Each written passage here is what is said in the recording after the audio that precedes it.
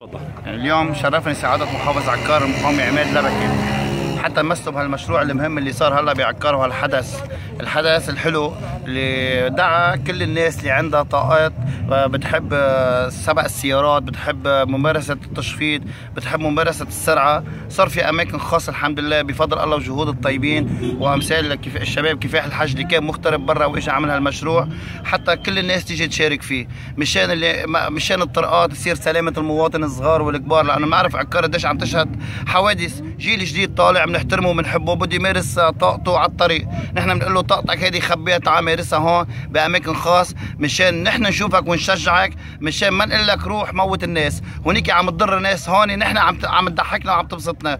وهلا شفنا قديش كان في حضور وهالناس كلها مبسوطين والابتسامة عريقة، حتى فيك تجيب اولادك وتتفرج ليحضروا اولادك ما ينقتلوا على الطريق، لأنه هالحوادث اللي عكار اللي عم نشهدها.